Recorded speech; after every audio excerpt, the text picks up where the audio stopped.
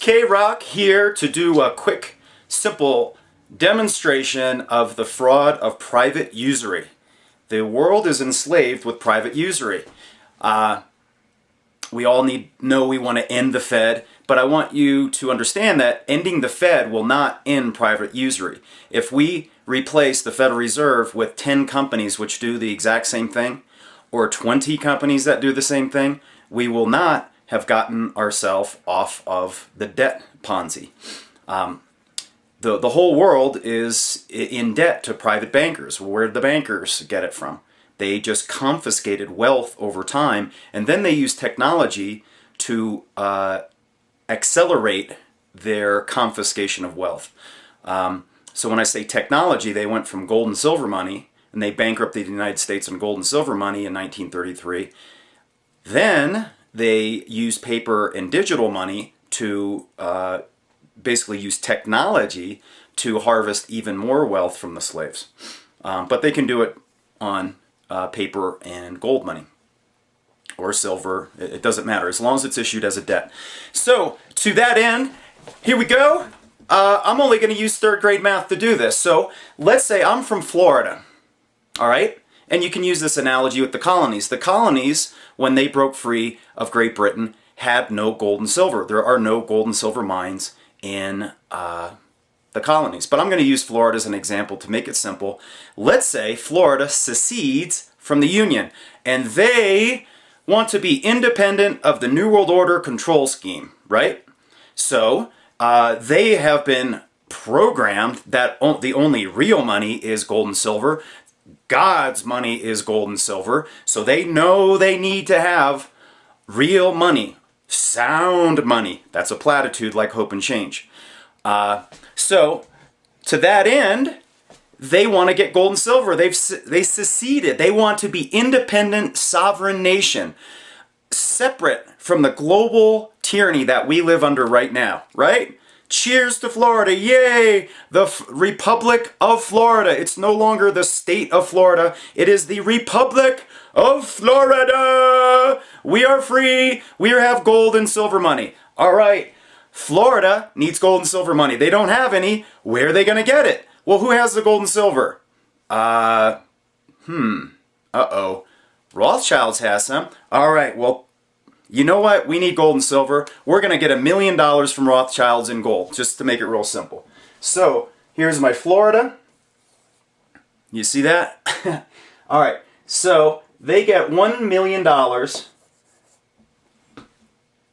$1 million in gold at, my marker's kind of gone here, at 1%. Wow, Rothschilds is really nice. They only charged 1% for gold. They're so nice. Rothschild is trying to help us be free and sovereign, right?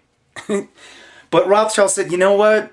There's a chance, once you distribute this gold to your people, we can't repossess it. We need some collateral. So the great sovereigns of the Republic of Florida say, yes, we are going to make this work out. We are going to give you the Everglades as collateral. Rothschild says, great. We want the Everglades. Great. Wonderful. It's a good way to hold on to value. Okay, so the collateral is the Everglades. So a year goes by at 1%. How much is owed? Rothschilds is now demanding $100,000 in interest.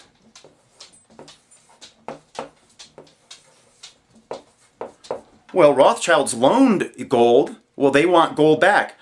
Uh-oh! Florida doesn't have any gold and silver. So there's no way that they can pay it back.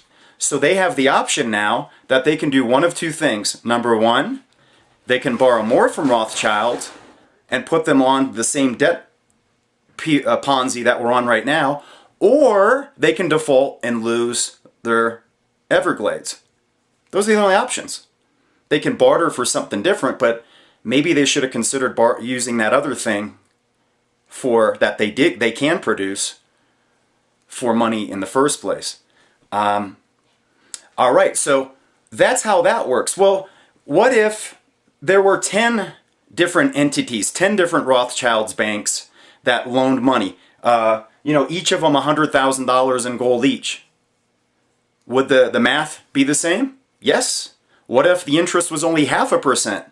Would Rothschild set off the debt Ponzi and still repossess the Everglades? Yep. So the interest rate does not matter.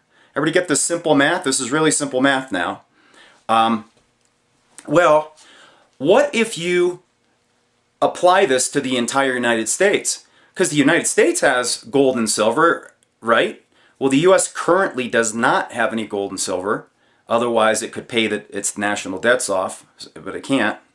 Ron Paul himself, the gold bug, admits that there's no gold in Fort Knox. So the U.S. does not have any gold. So therefore, it would borrow it just like Florida.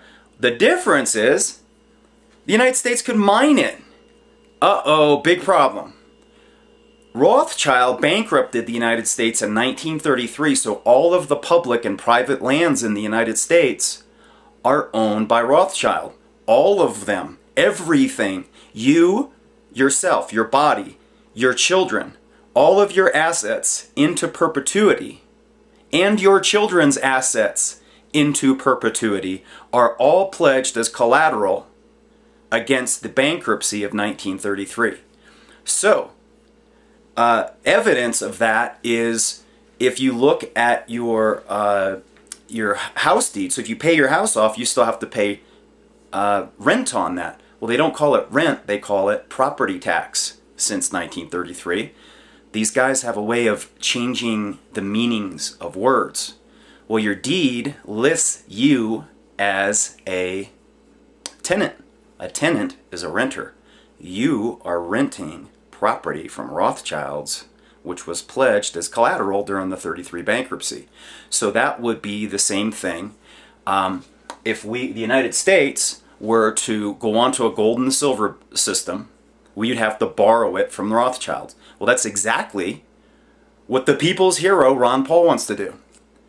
He'll break up the Fed into a whole bunch of smaller feds which compete, kind of like the corporate media compete to give us information. They don't. It's a cartel. So they'll have 10 or 20 or 100 companies doing the exact same thing that the Fed does. That is loaning money at interest, which is a mathematic certainty, just like I showed you. It's impossible. It's a wealth confiscation scheme. That's all that'll happen. You either go bankrupt or you're going to go onto a debt Ponzi, which will eventually bankrupt you the same way the U.S. went bankrupt in 1933. Those are the only two options. So usury is the original sin of mankind. Usury is the financing source for all of the destruction on the planet. And nobody talks about it. Bill Still, alternatively, he's a libertarian candidate for president who does talk about that. Bill Still did The Money Masters, Secrets of Oz, and his book is called No National Debt. Well, that's different than End the Fed. Which do you want? If you end the Fed, nothing really changes. If you have no national debt, just like you're in your home, just imagine you had no debt in your home. That's a better way to go. So investigate this. The math doesn't lie. The math is something that I learned, I think, around 3rd grade. So all of these banker diversions for all these other things like inflation, fiat money, and fractional reserve banking. Well, when I gave this loan, that was 1-to-1. There was no fractional reserve lending going in there. There was no inflation. There was no fiat. This was all based on gold. Well, see who's telling the truth. Check it out.